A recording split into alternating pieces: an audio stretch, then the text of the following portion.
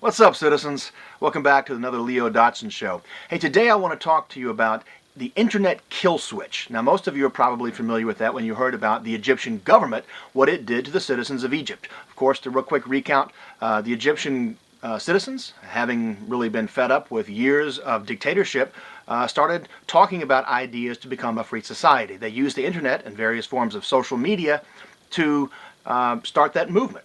Once the Egyptian government found out that what the Egyptian citizens were doing, they shut the entire internet down in Egypt. Shut them off, no more means of communication, which that kind of backfired right in the Egyptian government's face because the citizens, with no longer a means of communication online, went out into the streets, formed a mob, and continued the revolution. The rest is history. Now, you'd think that that kind of ability for the government to shut down the main means of communication from its citizens would only happen in a dictatorship. But you'd be wrong to think that.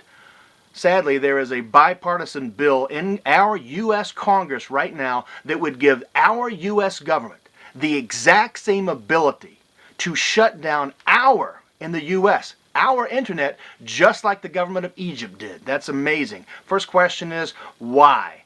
Why would they want something like that? Well, it depends on who you ask. If you ask the people who are pushing this bill through, they would tell you that, once again, we have to be scared. They scare us to death with terrorists and all kinds of threats out there. Well, of course there are. There's always people who want to do harm. There's always going to be threats of security on the internet. There's an entire industry of people who work in the internet industry to combat that, which I'll talk about what they say in just a moment. But back to our congressmen and women who are pushing this bill through at the peril of our Bill of Rights. What they're saying is that they're worried about somebody or some entity or some government hacking in, or the technical term will be cracking, into installations like the Hoover Dam. And that's a legitimate threat. I'll go one higher than that. What about installations like nuclear power plants? Here's a simple solution. If you talk to the IT people, they'll say there's one really simple solution.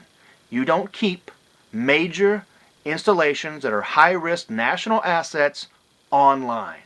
Now, you may have informational real-time data flow so you can see what's happening, but you don't have the operational controls of a nuclear reactor or the water controls of the Hoover Dam online, giving someone the opportunity to wreak havoc any more than you would have, I don't know, the Department of Defense nuclear arsenal of weapons online. Those things aren't online for a reason, and nor should the Hoover Dam. That solves the problem right there, and there's no need for the government to take away our internet and our freedom, or even have the ability or the threat of doing that. Now, why are they saying that they want to do this? Well, they're not even calling them hackers or crackers. They have scary names for them. They call them cyber terrorists. Now, what they really would probably say it is, check this out, cyber terrorist. Are you scared yet? Because that's what they want to do. It's kind of like when you go to the airport. You know, since 9/11, you walk into the airport, and it's, kind of nerve-wracking enough for a lot of people to fly, getting groped or whatever you have to do.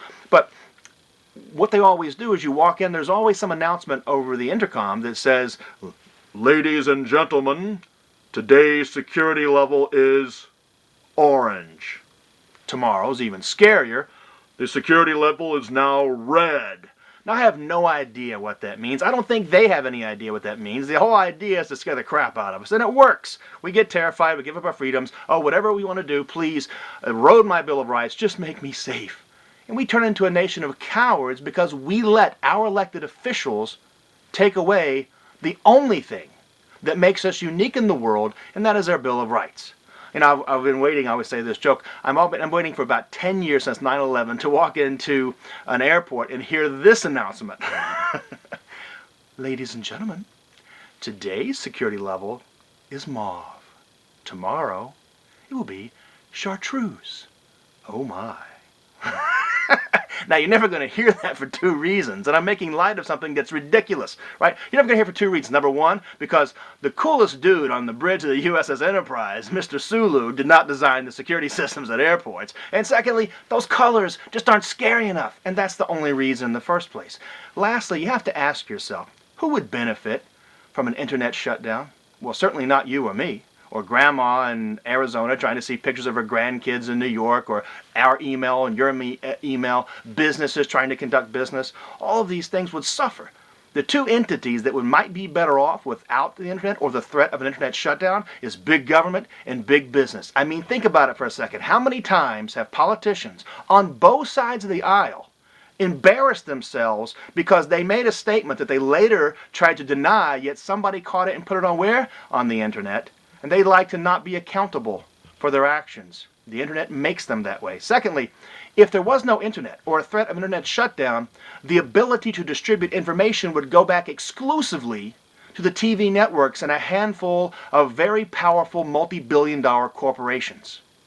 That's what we can't afford. I'm reminded of a couple of quotes. Number one is Mark Twain. Mark Twain said, "I'm a patriot, and a patriot is someone who always supports their country, but only supports their government when they deserve it." Thomas Paine, who wrote Common Sense, said, "When people fear their government, there is tyranny. When the government fears the people, there is liberty." And we need a whole lot more liberty. So I invite you to have all of your friends watch this video. I will show you and keep you abreast of what's happening with the internet kill switch, and also invite you to email, while you still can, your congressman and congresswoman and say you do not want this bill and you want people, officials, who will stand up and be a leader and protect our Bill of Rights and our freedoms.